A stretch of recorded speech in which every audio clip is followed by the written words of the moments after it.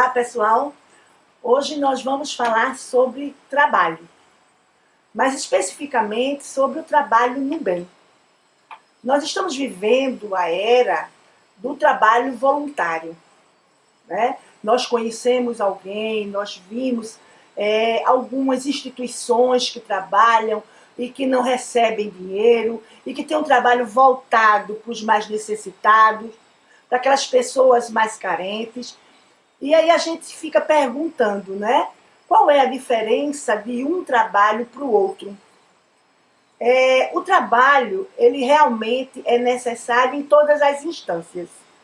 Todos os homens, os filhos de Deus, os viventes, eles precisam trabalhar de alguma forma. Mas existe essa diferenciação.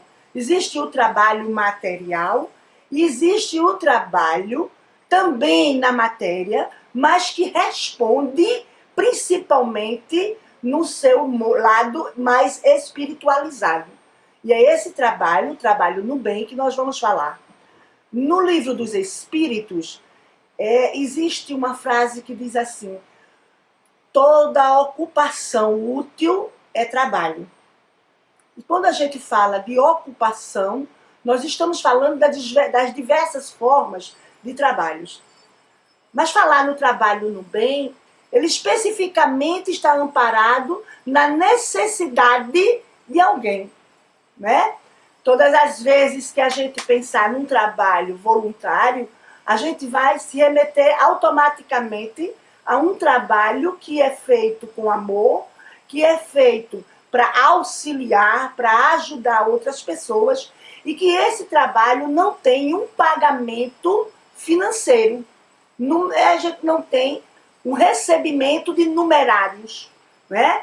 Todo o pagamento no bem, ele é feito de uma forma também mais espiritual. Eu lembro bem de alguém que estava conversando comigo certa feita e perguntou por que os espíritas trabalham tanto. E aí eu disse que os espíritas trabalham porque eles abraçam a causa do Cristo, né? Se a gente for avaliar, a gente vai descobrir que como ferramentas, como instrumentos de Deus na Terra, nós precisamos vivenciar exatamente o Evangelho de Jesus. E só é possível vivenciar o Evangelho de Jesus no trabalho, no bem, auxiliando os mais necessitados, né? Sendo útil exatamente à causa e a todos. Essa é a veracidade da coisa em si. Agora, algumas pessoas ainda não acreditam ou não têm a concepção do que significa esse trabalho. Como é a finalidade de trabalhar no bem? Eu costumo dizer que trabalhar no bem nos possibilita a descoberta de nós mesmos. Que antes de ajudar o outro, nós estamos desenvolvendo a nossa capacidade de amar, de crescer, de nos auxiliar, principalmente nos conhecendo. Quem mais ganha verdadeiramente com o trabalho no bem é quem faz o bem, não é nem quem recebe. Se a gente for avaliar, quando a gente faz um trabalho na materialidade da vida, nós temos o pagamento. E é correto. Nós trabalhamos, nós empenhamos esforços, nada mais justo que recebamos por aquele trabalho. Mas aquilo que nós recebemos por aquele trabalho, normalmente nós aplicamos também na materialidade da vida, porque realmente esse dinheiro se destina para isso. Então nós podemos pagar as nossas contas, nós podemos comprar tudo que a gente quiser, nós temos o direito de reformar tudo que a gente quiser, no que depender do dinheiro, e nós podemos bancar. Essa é a realidade do trabalho material. Ele efetivamente acontece, ele nos paga, né, pelo trabalho que fizemos, mas nós usufruímos do dinheiro exatamente da forma que a gente quer. No trabalho do bem, num trabalho voluntário, o trabalho funciona de outra forma. Normalmente a gente não chama nem de trabalho, tem um diferencial. Eu acho que ele é um labor. Por que labor? Labor quer dizer trabalho também, mas um trabalho que o pagamento dele vem através de formas diferentes. O pagamento de quem faz um trabalho no bem é ver o sorriso de quem foi auxiliado. É poder ver a gratidão, desenvolver a gratidão no coração de quem foi auxiliado. É poder ver, na verdade, sentir no seu coração que está de bem com Deus e consigo mesmo. Eu digo que esse pagamento, ele não tem preço, ele tem valor, o que é totalmente diferente. É por isso que o dinheiro realmente não pode pagar, porque ele não tem preço, ele tem valor. E o que tem valor, realmente, ele não tem preço, não tem preço estipulado. Porque vai além de todas as moedas que a gente possa conhecer, né? A moeda que paga o trabalho do bem é a moeda do amor. E essa moeda, ela é uma moeda grande, ela é uma moeda valiosa, mas ela é uma moeda de troca, de parceria, de cumplicidade. Eu dou e eu recebo. Eu recebo e eu dou. Então, o trabalho no bem tem essa diferenciação. Quando é que nós podemos atuar? Em qualquer circunstância. Quando é que a gente verdadeiramente sabe que está fazendo bem? Quando a gente vê o sorriso no rosto de quem recebeu aquele trabalho. Quando a gente vê a gratidão. Quando a gente recebe um carinho como agradecimento. Quando a gente recebe um abraço apertado, recheado de emoção. Esse é o pagamento. Mas como é que eu posso fazer o trabalho no bem? É tão simples. Vamos dar um sorriso para quem já não sabe mais sorrir. Vamos dar uma palavra amiga a quem está num momento de desespero.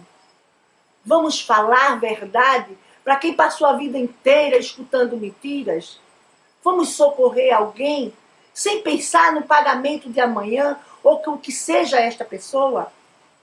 Eu conheço o caso de uma pessoa que tem uma vida financeira muito boa, sempre nasceu no luxo e na riqueza, não conheceu tristeza, não conheceu pobreza, não conheceu fome. Certo dia, a sua filha vinha dirigindo um carro importado e sofreu um acidente. Eu conto sempre isso nas minhas palestras, porque a gente descobre sempre que Deus trabalha com mistérios, mas ele se utiliza de todas as pessoas, independente de quem quer que sejam. E aí essa filha desse cidadão, no momento da dificuldade, ela pedindo socorro, muitas pessoas passaram e viram que o carro estava emborcado, ela entre as ferragens, e as pessoas tinham medo de se dirigir ali, porque viram que o tanque de gasolina já estava soltando gasolina. E isso poderia certamente provocaria um incêndio. E aí todo mundo estava com medo e chama bombeiro, e chama polícia. E cada um teve a atitude que achou correta. Na verdade, todo mundo, de alguma forma, auxiliou. Mas aí, pasmem, que apareceu um cidadão extremamente embriagado, que não andava porque nem conseguia se mexer direito. Mas quando ele viu a situação, ele disse, eu vou buscar a mulher. E aí todo mundo ficou assustado, porque viram, sim, que ele estava muito embriagado. Então, certamente, ele não ia ter coragem, ou ele não ia ter condições de fazer aquilo que ele estava querendo fazer. Mas qual foi a surpresa de todo mundo quando ele se dirigiu para o carro e conseguiu soltar o cinto de segurança, conseguiu tirar a moça, né? E colocou nas costas e saiu arrastando ela do jeito que ele conseguia, da maneira que ele podia. Já visto que ele estava muito embriagado, né? E depois de uns 3 ou 4 metros arrastando a moça, quando o pessoal foi se aproximando para auxiliar esse cidadão que estava embriagado, realmente o carro se incendiou. E aí todo mundo ficou muito emocionado com a atitude daquele homem embriagado. Ora, se a gente fosse olhar só a materialidade da vida, a gente veria naquela criatura uma pessoa totalmente impossibilitada de qualquer coisa. E nós jamais imaginaríamos que este homem, daquela forma, ele pudesse auxiliar salvando a vida de alguém, né? Mas foi o que aconteceu. O que aconteceu quando ele tomou aquela atitude? Todo mundo teve medo, porque tinha um receio de que poderia acontecer até uma coisa pior. Haja vista que o cidadão estava muito embriagado, mas aí também não teve como segurá-lo e ele tomou a atitude de fazer o socorro. É para a gente ver verdadeiramente que Deus tem seus mistérios. Ora, se a gente for olhar com a materialidade da vida, ou só com os nossos olhos materiais, nós esperávamos que alguém que estava ali, sóbrio, né, tivesse a condição, estava numa condição bem melhor de interferir naquele evento. Ele poderia auxiliar de uma forma diferente, mas não foi ele. Narra o Evangelho que em todas as situações de desconforto e de sofrimento dos filhos de Deus, ele envia um anjo. E o anjo que foi enviado naquela situação foi exatamente um homem muito embriagado. O que quer dizer que a gente tem uma mentalidade, uma forma de enxergar as coisas tão distorcidas que a gente não acreditaria se não visse ou se não soubéssemos que aconteceu esse fato. Por quê? Porque não dá para imaginar que alguém tão embriagado tenha a sensibilidade e a competência para salvar uma vida. Nós estamos trabalhando uma vida, uma possibilidade de salvar uma vida. E esse cidadão fez isso. E isso chama a nossa atenção para que nós saibamos que ninguém, porque está numa situação diferente, ou numa situação de menos necessidade, ou de nenhuma necessidade, é melhor do que ninguém, ou não precisa de ninguém. Na verdade, nós somos necessitados uns dos outros. É assim que a lei de Deus trabalha através de nós, fazendo com que tenhamos os olhos para enxergar fatos dessa natureza que nos mostram que todos, independente da situação que se encontrem, da forma que vivam ou como conheçam Deus, eles estão aptos a servi-lo. Porque na nossa essência, nós somos feitos à imagem e semelhança do Pai. E se somos feitos à imagem e semelhança do Pai, nós parecemos com o Pai. E onde é que nós parecemos com o Pai? Exatamente na nossa essência. Mas se temos a essência e usamos exatamente para auxiliar, nós desenvolvemos o Pai, a parte de Pai que temos dentro de nós. Somos filhos de Deus e precisamos nos conscientizar exatamente disso. E todo filho de Deus é responsável um pelos outros. E todos os filhos de Deus, eles são iguais. Totalmente iguais. Daí porque, quando a gente sabe de alguma notícia de alguém que teve uma atitude ruim, uma atitude infeliz, desagradável, todos nós sofremos com isso. Né? Quando a gente escuta na TV, a gente vê numa televisão um comentário ou uma notícia de que alguém fez o mal a uma criança, nós sentimos uma certa dificuldade, uma certa indisposição com aquela atitude. Nós rejeitamos aquela atitude. Né? Tem um ditado que diz: Deus ama o pecador, mas não ama o pecado. Né? Então, nós nos sentimos, no mínimo, desconfortáveis com uma atitude dessa natureza. E se a gente for perguntar a 2, 3 milhões de filhos de Deus, eles também não vão gostar de uma atitude dessas.